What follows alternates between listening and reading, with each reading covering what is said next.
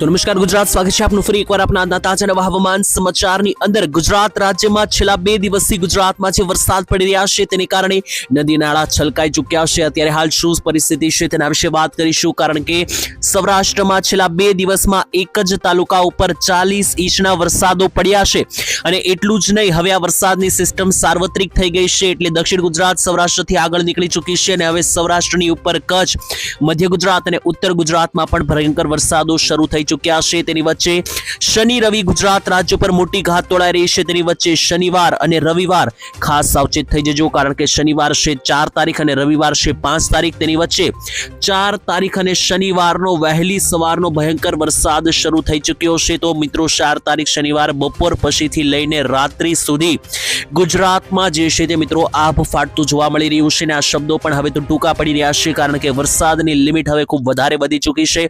અને બીજી બાજુ મિત્રો 5 તારીખનો દિવસ છે અને રવિવારનો રજાનો દિવસ છે, ત્યારે આ દિવસ પણ તમારે ઘરની અંદર બેસીને ટાઈમ પસાર કરવો પડશે, કારણ કે અત્યારે હાલ મિત્રો જે છે તે આખા ગુજરાતમાં રેડ એલર્ટ આપી દેવામાં આવ્યું છે, જેથી કામ વગર ઘરની બહાર ના નીકળવાની સૂચના આપી દેવામાં આવી છે, કારણ કે નીચેથી મહારાષ્ટ્ર અને બંગાળની ખાડી બાજુથી એક જોરદાર સિસ્ટમ ગુજરાતનો રસ્તો પકડીને ચાલી રહી છે। ત્યારે હવે મિત્રો ગુજરાતમાં જે વરસાદની તંગી હતી એ પૂરી થતી જોવા મળી રહી છે, કારણ કે ચોમાસું હવે આખા ગુજરાતમાં શરૂ થઈ ગયું હોય તેવું લાગી રહ્યું છે। તેની વચ્ચે આજના આ વિડીયોમાં હું તમને બધી જ માહિતી ક્રમશઃ એક પછી એક વિસ્તારથી જણાવવાનો છું, કારણ કે આજે પણ ગુજરાતમાં ભેજ મિત્રો જોઈ લ્યો તો આજે 95% ભેજ જોવા મળી રહ્યો છે અને એને કારણે ગુજરાતના મિત્રો જે અત્યારે ભાગો છે દક્ષિણ, મધ્ય, સૌરાષ્ટ્ર, ઉત્તર બધે મિત્રો અત્યારે વરસાદ શરૂ થઈ ચૂક્યો છે। ત્યારે મિત્રો આજના આ વિડીયોમાં હું તમને ગામના નામ સાથે તારીખ સાથે માહિતી આપીશ કે 4 તારીખ શનિવાર રાત્રિ સુધી, મોડી રાત્રિ સુધી ક્યાં વરસાદ પડશે અને 5 તારીખ રવિવારના રોજ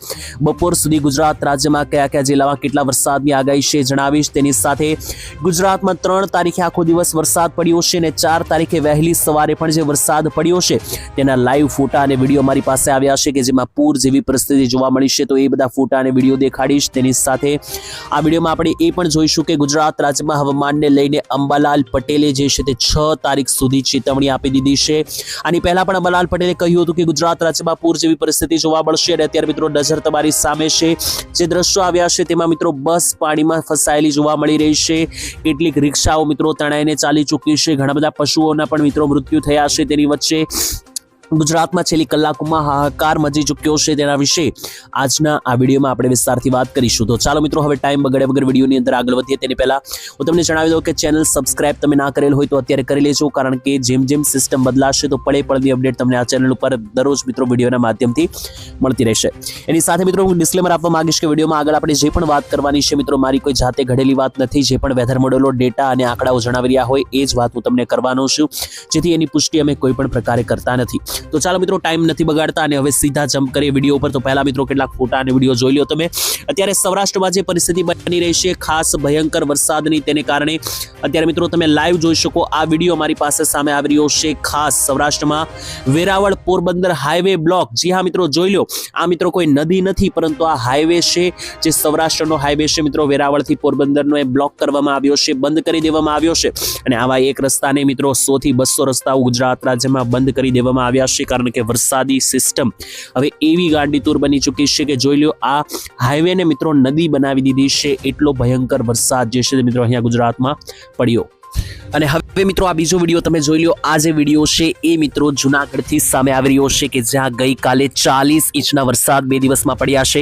આ મિત્રો જુઓ આખું જે ગામ છે એ બ્લોક થઈ ચૂક્યું છે અને આ મિત્રો તમને એવું લાગતું હોય કે આ કોઈ નદી છે, કોઈ દરિયો છે, કોઈ તળાવ છે, તો એવું નથી મિત્રો। આ ગામના જે છે તે રસ્તાઓ છે તેની ઉપર મિત્રો જુઓ તો પાણી ભરાઈ ચૂક્યા છે, કે ચાલવાનું અને આવવા જવા માટેના પણ રસ્તાઓ અહીંયા દેખાઈ રહ્યા નથી। આટલી ભયંકર પરિસ્થિતિ અને આની આટલી જર્જરિત પરિસ્થિતિઓ જોવા મળી રહી છે સૌરાષ્ટ્રમાં, જેની અંદર મિત્રો આ વિડીયો તમારી આંખ સામે છે, જોઈ લો આખા ગામો પાણીની અંદર ગરકાવ થયા છે। કારણ શું છે તો મિત્રો જૂનાગઢના માંગરોળમાં 40 ઇંચ વરસાદ પડ્યો, એક જ તાલુકા ઉપર છેલ્લા 3 દિવસમાં તેની સાથે જૂનાગઢના માળિયા હાટીનામાં પણ 30 ઇંચનો વરસાદ, એ પણ છેલ્લા 3 દિવસમાં એક તાલુકામાં કેશોદમાં 30 ઇંચ, સૂત્રાપાડામાં 22 ઇંચ અને પાટણ વેરાવળમાં 22 ઇંચ વરસાદ. તો ટોટલ 100 ઇંચ વરસાદ જૂનાગઢ જિલ્લા ઉપર પડી ચૂક્યો છે છેલ્લા 3 દિવસની અંદર.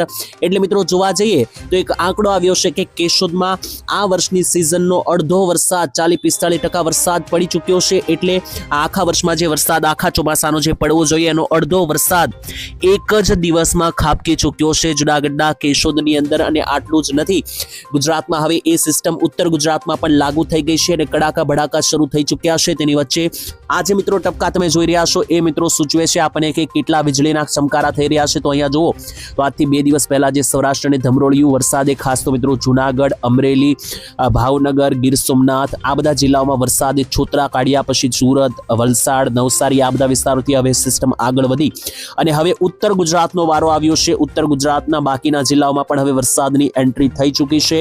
અને જોઈ લો હજુ પણ જે બીજી સિસ્ટમ અહીંયા બનતી જોવા મળી રહી છે જે બંગાળની ખાડીમાં, એ સિસ્ટમની અસરો હજુ પણ દક્ષિણ ગુજરાતથી નવો રાઉન્ડ શરૂ થશે. એના વિશે આ વિડીયોમાં છેલ્લે હું તમને વાત કરું એની પહેલા જોઈ લો આ 4 તારીખ માટે મોડી રાત્રિ માટે મિત્રો જે છે તે હવામાન વિભાગનું એલર્ટ છે, જેમાં ગુજરાત રાજ્યમાં રેડ એલર્ટ આપી દેવામાં આવ્યું છે. ગુજરાતમાં રેડ એલર્ટ એનો મતલબ છે કે કામ વગર ઘરની બહાર જવાનું ટાળજો, કારણ કે રેડ એલર્ટ સિગ્નલ ખૂબ જ ગંભીર ગણવામાં આવે છે. અને રેડ સિગ્નલો જ્યાં હોય ત્યાં મિત્રો કામ વગર ઘરની બહાર ન નીકળવાની સૂચના પણ આપવામાં આવી છે. તેની વચ્ચે ગુજરાતમાં આખા ગુજરાતમાં રેડ એલર્ટ છે. તમે અહીંયા લાઈવ જોઈ શકો મિત્રો કે ગુજરાતના કચ્છ, ઉત્તર ગુજરાત, મધ્ય ગુજરાત, દક્ષિણ સૌરાષ્ટ્ર આખા ગુજરાત ઉપર અત્યારે હાલ રેડ ઝોન જાહેર કરી દેવામાં આવ્યો છે.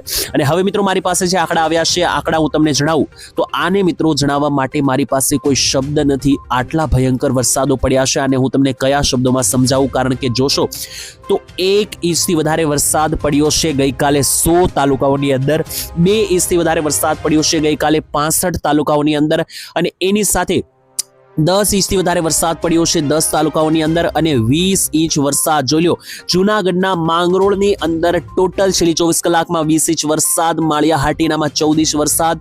તેની સાથે ડાંગની અંદર પણ ગઈકાલે 30 ઇંચ વરસાદ પડ્યો, જેમાં વઘઈમાં 13 ઇંચ, સુબીરમાં 13 ઇંચ, સુરતના અંબિકામાં પણ 13 ઇંચ વરસાદ પડ્યો છે. આ બધા આંકડા હું તમને જણાવી રહ્યો છું, જેમાં તમારા ગામનું નામ પણ આવી શકે જોઈ લો. જેમાં જૂનાગઢના કેશોદમાં પણ મિત્રો જુઓ તો 12 ઇંચ વરસાદ, મેંદરડાની અંદર 12 ઇંચ વરસાદ છે, તાપીના ડોલવણમાં 11 ઇંચ વરસાદ છે. એની સાથે મિત્રો બાકીના પણ અહીંયા તમે જોઈ શકો વિસ્તાર નવસારીના વાસંદામાં 9 ઇંચ, નવસારીના ચીખલીમાં 9.5 ઇંચ વરસાદ છે, તાપીના વાળોદમાં 9 ઇંચ વરસાદ, ડાંગમાં આહવા ડાંગમાં 9 ઇંચ વરસાદ. તેની સાથે 8 ઇંચના વરસાદ કયા જિલ્લામાં આવશે તો ગીર સોમનાથનું પાટણ વેરાવળ, નવસારીનું ગંડેવી અને વલસાડનું વલસાડ, આટલામાં મિત્રો 8 ઇંચના વરસાદ છે. તેની સાથે 7.5 અને 7 ઇંચના વરસાદ ક્યાં છે તો તાપીનું વ્યારા, નવસારીનું ખેરગામ, રાજકોટનું ધોરાજી, સુરતનું માંગરોળ, સુરતનું મહુવા, પાટણ આ બધા વિસ્તારમાં 5 થી 6 ઇંચ વરસાદ છે. અને હવે હું તમને જણાવું કે 4 થી 3 ઇંચ વરસાદ ક્યાં છે તો વલસાડનું કપરાડા, ગીર સોમનાથનું સૂત્રાપાડા, વલસાડનું નાનપોડા, મહેસાણાનું કડી, પંચમહાલનું હાલોડ, જુનાગઢનું વંથાળી, વલસાડનું ધરમપુર, મહેસાણાનું મિત્રો જોઈ લો તો અહીંયા જોતાણા, અમદાવાદનું ધંધુકા, વલસાડનું પારડી, સુરતનું કામરેજ આ બધા વિસ્તારમાં 4 થી 3 ઇંચના વરસાદો છે. આ રીતે મિત્રો આખા ગુજરાતમાં જે છે તે અહીંયા કાયદેસરનું આભ ફાટતું જોવા મળી રહ્યું છે. અને હાલ મિત્રો પરિસ્થિતિ એટલી જોઈ લો મિત્રો આ ગઈકાલનો વિડીયો મારી પાસે આવ્યો છે, જેમાં બસ જોઈ લો અહીંયા એક પાણીના વહેણમાં ફસાઈ ગયેલી જોવા મળી રહી છે. અને આટલું જ નહીં, આખા ગામમાં પાણી ભરાયું છે, નદી નાળા બધે બાજુથી હવે છલકાઈ ચૂક્યા છે. અને ચોમાસું પણ મિત્રો જો તો આ વાદળોને ઢાંકી દીધું છે. સેટેલાઇટ પિક્ચર લેવામાં આવ્યો છે, જેમાં ગુજરાત અહીંયા રહેલું છે. ગુજરાત ઉપર કોઈ નિશાન જ નથી દેખાઈ રહ્યું, કારણ કે આખા ગુજરાતને કાળાની બાંગ વાદળોએ ઘેરી લીધું છે અને ઢાંકી દીધું છે.